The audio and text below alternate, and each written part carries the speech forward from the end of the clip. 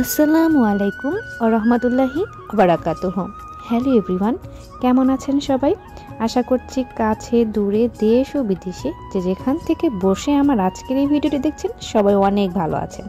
আমিও আল্লাহর রহমতে অনেক ভালো আছি।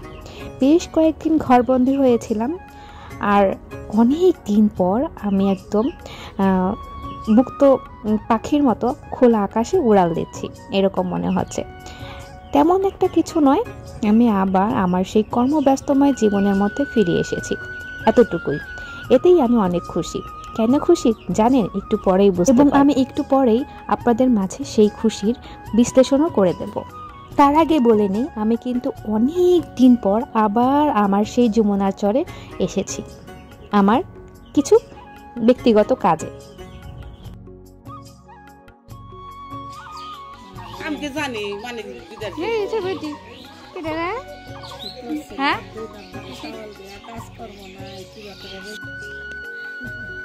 নাম কি রাখছে? বাবা চুপ করে থাকি, ছবি তুলতেছি তোমার। আজকে মেয়েরাই আলা সোয়ার দেহানি আসি যে বাড়ি ঢুকবো সে বাড়ি আমার সবাই চিনবো। পোলা পান থাকলে কব ওই যে কিনি কত কত আছে তোমার? তোমার বেটে যাবে অফিসে চাকরি করে, হুনি অফিসে চাকরি আরে আমার বিটি দলা পড়াশোনা হে আমার বিটি আমি বিয়ে পা না না না সে হেরাও যাবা বেশ করে হারে না বালা সহযোগিতা কইবে পাছে ওই যে কাম ধরা দিছ আরে আপনার আমার পরেই বলে তালা মিলে বাজারে কখন পিঠা বানাইলেন পিঠা না ধরে নিয়ে বানাইছে জানে যে আমরা আজকে আসবো না পোলা কানে আল্লাহ পারে না গায়ের দুধ দিতে দুধ থেকে আমার গায়ে পানি না সারাম করছে মিয়া আসছিল বসে এই যে খালা হাতে দুই দাও। পয়সা দুধ সমুদ্রটা কিনে এনেছিলাম, একদম ভালো দুধ না।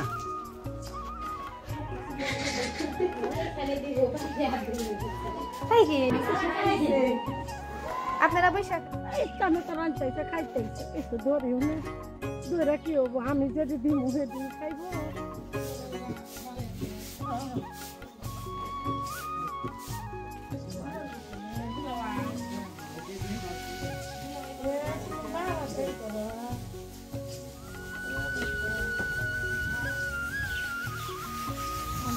এতক্ষণ ধরে যাদেরকে আপনাদের সামনে আমি প্রেজেন্ট করেছি তারা আসলে আমার রক্তের কেউ না, আমার আপনজন না। তারপরে আপনাদের মাঝে প্রশ্ন থাকতে পারে কেন তারা আমাকে এতটা ভালোবাসে, এতটা আপন করে নিচ্ছে। আসলে যে বাচ্চাটাকে আপনারা কোলে দেখলেন সেই বাচ্চাটাকে আমি নর্মাল ডেলিভারির মাধ্যমে দুনিয়াতে নিয়ে এসেছি। এটা সম্পূর্ণ আল্লাহ তাআলার ইচ্ছা। আমি শুধু উসিলা ছিলাম মাত্র।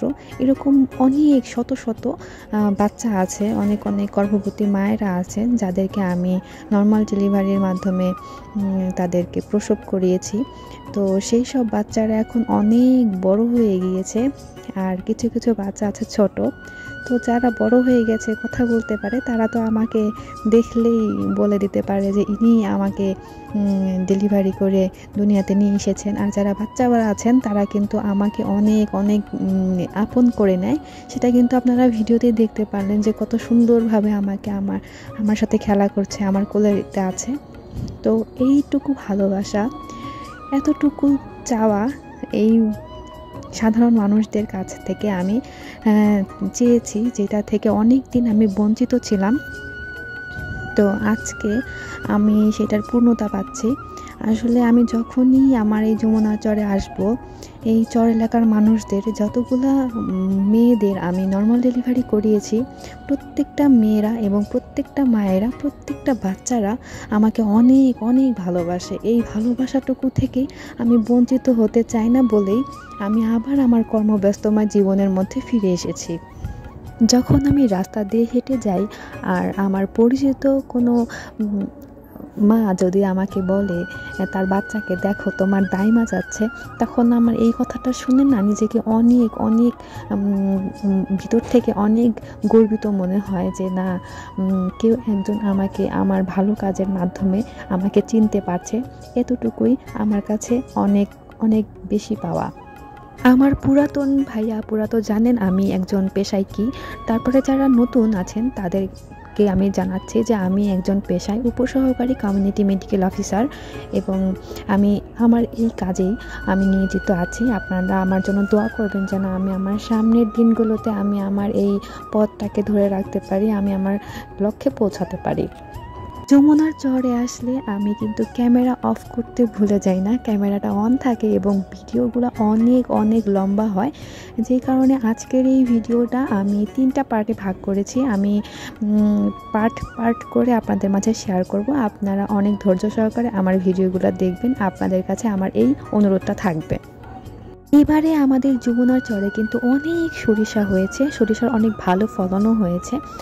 ক্ষেতের মাঝখানে ঘাসগুলোকে ছাঁটাই করে গোবর দিয়ে লেপে সেইখানে সরিষার সুন্দর করে শুকানো হচ্ছে, পরে এটা মাড়াই করা হবে, সরিষার দানা বের করা হবে এবং এপারের সরিষাগুলো এতটাই সুন্দর হয়েছে যে আমাদের ওই পারের সরিষাকে হার মানিয়ে নিয়েছে। আজকে আমি নিয়ত করেছি আমার কিছু মিষ্টি মিষ্টি আপুদের কমেন্ট পড়ব আমার ভিডিওতে, যারা সুন্দর সুন্দর কমেন্ট করেন, তো বেছে বেছে কিছু আপুদের কমেন্ট আমি পড়ব। অনেক দিন আগে কিন্তু আমি একটা পোস্ট করেছিলাম ইউটিউবে একটা ভিডিও, আমার খুবই একটা আপনজন, সেটা হচ্ছে মেরি। তো আমি সেই ভিডিও টাইটেল দিয়েছিলাম হারিয়ে ফেলা ভালোবাসা, মেরি ফিরে আসো। তো সেই ভিডিওতে অনেক আপু কমেন্ট করেছিল মেরি যেন ফিরে আসে। তো তাদের কিছু কিছু কমেন্ট আমার ভালো লেগেছে, তো সেই খান থেকে কিছু আপুর কমেন্ট আমি পড়ছি। আসপিয়া ব্লগস থেকে আপু লিখেছেন, আল্লাহ পাক চাইলে সবই সম্ভব, কথাগুলো শুনলাম আবেগে জড়িয়ে গেলাম। আমি আপনার অনেক পুরনো বন্ধু, মেয়ের জন্য অনেক দোয়া রইল, অবশ্যই মেরি যেন ফিরে আসে। তারপরে ব্লগস উইথ শিমু থেকে লিখেছে, আপু খুব খারাপ লাগলো, দোয়া করি যেন মেরি আপু তোমাদের সাথে যোগাযোগ করে। আনন্দ শৈশব থেকে লিখেছেন, একজন বন্ধুকে খুঁজে ফিরছে আকুল এক বন্ধু, সে ফিরে আসুক। এত আবেগময় তোমার বক্তব্য, আবেগায়িত হলাম। ভিলেজ লাইফ সাবেনামণি থেকে লিখেছেন, ও তোমার কথাগুলো খুব ভালো লাগলো, আমিও দোয়া করি তোমাদের মাঝে মেরি ফিরে আসুক, আমাদের মাঝেও ফিরে আসুক। তুমি বেরিয়ে আসার জন্য অনেক চিন্তিত, চিন্তা করো না, বেরিয়ে আসবে ইনশাআল্লাহ। সবারই মনে প্রশ্ন ছিল যে মেরি কি ফিরে এসেছে? হ্যাঁ, মেরি ফিরে এসেছে এবং আপু ভাইয়াদের এত সুন্দর সুন্দর কমেন্টে এবং আল্লাহ পাকের ইচ্ছাতে এবং আপনাদের দোয়াতে মেরি অবশ্যই ফিরে এসেছে এবং মেরি কিন্তু সেই ভিডিওতে কমেন্টও করেছে। মেরির কমেন্ট আমি পড়ছি। শুরুর গানটা অসাধারণ ছিল, চোখে পানি ধরে রাখতে পারলাম না, আপনি সত্যিই মেরিকে অনেক বেশি ভালোবাসেন, তা প্রমাণিত।